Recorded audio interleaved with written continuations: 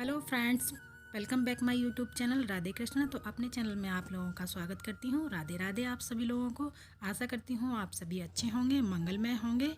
तो बहुत लोगों का ये प्रश्न होता है कि हमारे लड्डू गोपाल हमारे हाथ से छूट गए, तो वो उनका पैर टूट गया है या हाथ टूट गया है या उनके नेत्र निकल गए हैं।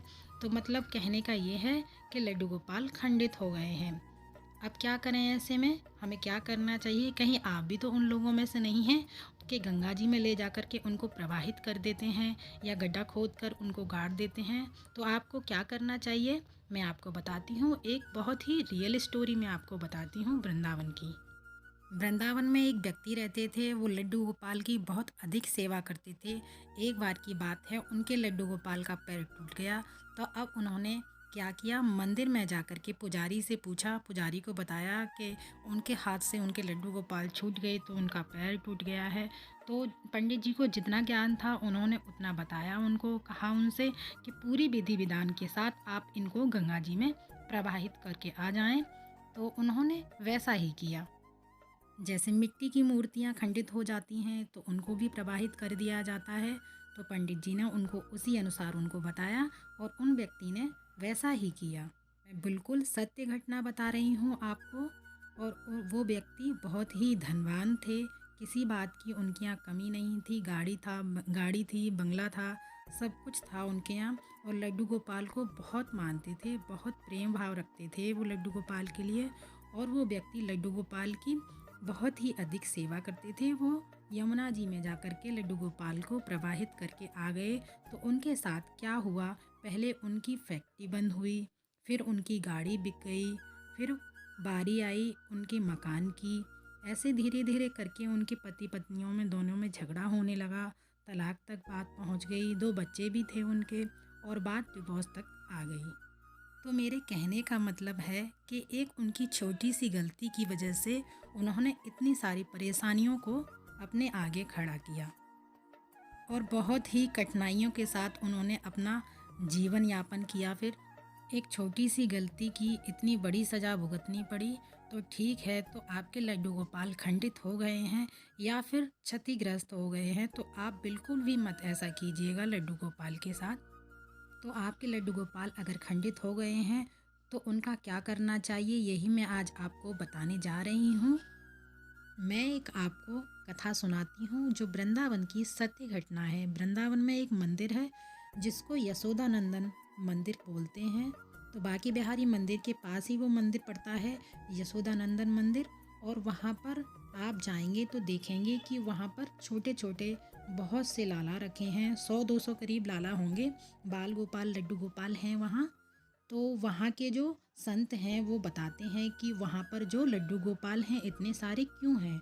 जो लोग पहले यात्रा करने जाते थे, बाकी बिहारी मंदिर जाते थे, वृंदावन जाते थे दर्शन करने के लिए, तो 4 धाम की यात्रा करने के लिए जो जाते थे तो अपने लड्डू गोपाल को वहाँ छोड़ कर जाते थे पुजारी के पास सेवा करने के लिए। जब वो वापस आते थे तो वहाँ से अपने लालाओं को, लड्डू गोपाल को ले जाते थे। तो पहले के टाइम में इतनी सुख सुविधाएं नहीं थी। तो पहले जो लोग 4 धाम की यात्रा के लिए जाते थे तो उनका रास्ते में ही स्वर्गवास हो जाता था। तो एक बार क्या हुआ, एक व्यक्ति ने पुजारी से कहा कि मैं 4 धाम की यात्रा पर जा रहा हूँ अपनी धर्मपत्नी के साथ। जब मैं वापस आऊँगा तो अपने लाला को, लड्डू गोपाल को अपने साथ ले जाऊँगा। तो एक दिन पुजारी जी लड्डू गोपाल को स्नान करा रहे थे, उनकी सेवा कर रहे थे। तो उनके हाथ से वो लड्डू गोपाल छूट जाते हैं और उनका पैर टूट जाता है। तो वो फिर क्या करते हैं, घबरा जाते हैं कि लड्डू गोपाल का पैर टूट गया। तो वो जो मंदिर में साधु संत रहते थे उनके पास जाते हैं और उनसे बोलते हैं कि लड्डू गोपाल का पैर टूट गया है, अब क्या करना चाहिए। तो साधु संत उनको यही बोलते हैं कि इनको यमुना जी में प्रवाहित कर दिया जाए।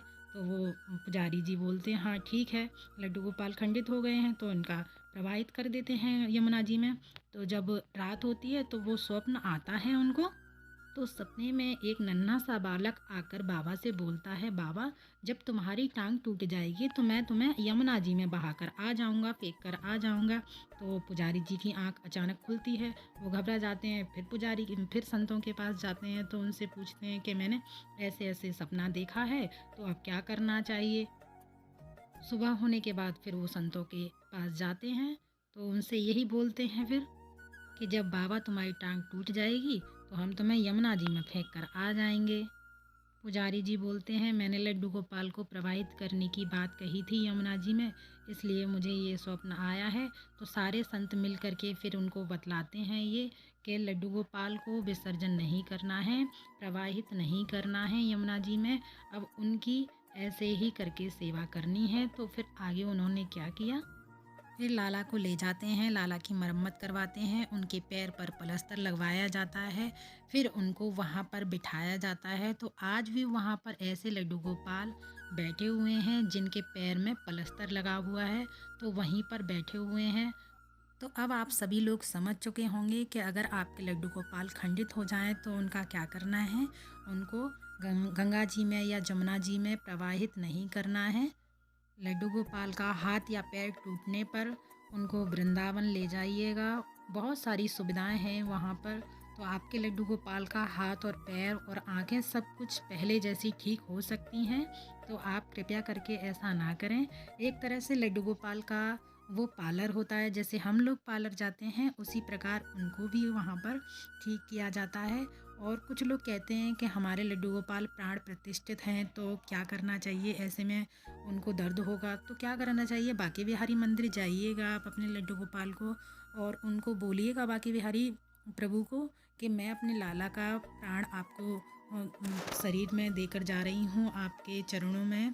तो आप थोड़ी देर के लिए मेरे लाला के प्राण अपने पास रखिएगा। मेरे लाला जब ठीक हो जाएंगे वापस लाऊंगी आपके पास, तो मेरे लाला में प्राण प्रतिष्ठा फिर से कर देना। तो इसी प्रकार आप बांके बिहारी से प्रार्थना करें। तो जब ठीक हो जाएं अपने लाला अपने फिर से लेके आ जाएं उनको अपने घर पे। तो ठीक होने के बाद सबसे पहले बांके बिहारी मंदिर में ही लेके जाना है। अगर आप बांके बिहारी मंदिर नहीं जा पाते हैं तो कोई भी पास में मंदिर है वहाँ पर जा कर के ले जा कर के दुकान वाले को दे दीजिएगा। वो आपके लड्डू गोपाल को एकदम प्रिपेयर कर देंगे और पहले जैसे आपके लड्डू गोपाल फिर से लगने लगेंगे। तो अब आप समझ चुके होंगे आपके लड्डू गोपाल खंडित होने पर आपको क्या करना है। कहीं भी उनको पेड़ के नीचे या गंगा जी में या यमुना जी में प्रवाहित नहीं करना है। तो आप लोगों को मेरी ये वीडियो पसंद आई हो तो एक छोटा सा लाइक और कमेंट ज़रूर करिएगा। मेरे चैनल को सब्सक्राइब कीजिए। Thanks for watching my video. फिर मिलते हैं अगली वीडियो में, तब तक के लिए सभी को राधे राधे, नमस्ते, जय श्री कृष्णा।